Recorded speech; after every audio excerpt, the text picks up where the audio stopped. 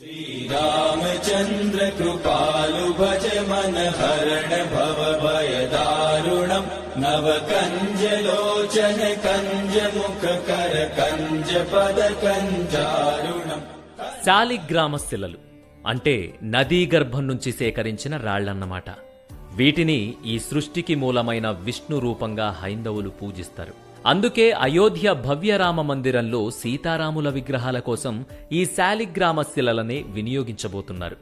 దానికోసం ఏకంగా నేపాల్ నుంచి శాలిగ్రామ శిలలని తెప్పిస్తున్నారు.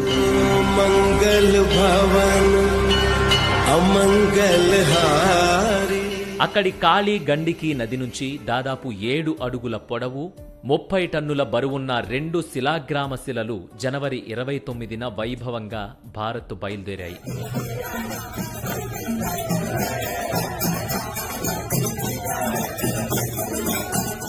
నేపాల్లోని మయాగ్ది జిల్లాలోని కాళీగండికి నది ఒడ్డున ఆదివారం ఈ భారీ శాలిగ్రామ శిలలకు పూజారులు, స్థానికులు, నాయకులు, బెనీ మున్సిపాలిటీ నివాసితులు బృందం పూజలు చేసిన తరువాత ఈ భారీ శిలలు భారత్ బయలుదేరాయి.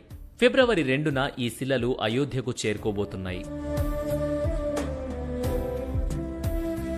ఈ శాలిగ్రామ శిలలు భారత్ భూభాగంలోకి ప్రవేశించిన సమయం నుంచి అయోధ్య వరకు సాధువులు, ఋషులు, మహంతులు, విశ్వ హిందూ పరిషత్ వారు ప్రత్యేక పూజల ద్వారా తరలిస్తూ వచ్చారు. ఇక 29న నేపాల్లో బయలుదేరిన శిలలు జనక్పూర్లో ప్రత్యేక పూజల అనంతరం జనవరి 30న బీహార్లోని మధుబని జిల్లా సరిహద్దు నుండి భారత్లోకి ప్రవేశించాయి.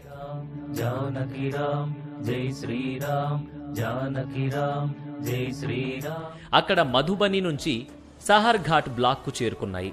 అక్కడి నుంచి కంపోల్ స్టేషన్ మీదుగా దర్భంగాలోని మాధవి నుంచి 4 లేన్ల రహదారి ద్వారా ముజఫర్పూర్కు చేరుకుని అక్కడి నుంచి త్రిపురకోటి సరిహద్దు నుంచి గోపాల్గంజ్ మీదుగా యూపీకి చేరుకున్నాయి.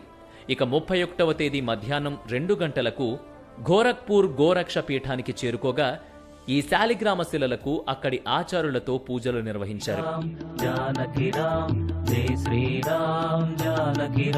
అక్కడి నుంచి ఫిబ్రవరి 2న ఈ శాలిగ్రామ శిలలు అయోధ్య భవ్య మందిరానికి చేరుకున్నారు.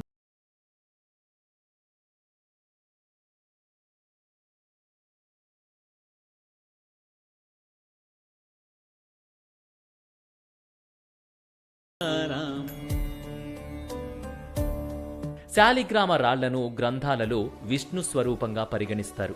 వైష్ణవులు శాలిగ్రామ దేవుణ్ణి పూజిస్తారు. నేపాల్లోని గండికి నదిలోని రాళ్లకు కూడా శాలిగ్రామ శిలల విశిష్టత ఉంటుంది. అక్కడి ప్రజలు కూడా ఈ రాళ్లను దేవతా స్వరూపాలుగా పూజిస్తారు. అంతేకాకుండా అక్కడి ప్రజలంతా జానకీమాత నేపాల్లోనే జన్మించారని నమ్ముతారు. స్థానిక జనక్పూర్లో జానకీమాత ఆలయం కూడా ఉంది.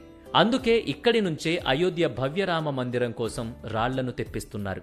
ఇదిలా ఉంటే అయోధ్య రామ మందిరాన్ని వచ్చే ఏడాది జనవరి 1న ప్రారంభించాలనేది ప్రభుత్వ ఆలోచన. అందుకే ఆలయ నిర్మాణ పనులు ఇప్పుడు శరవేగంగా జరుగుతున్నాయి.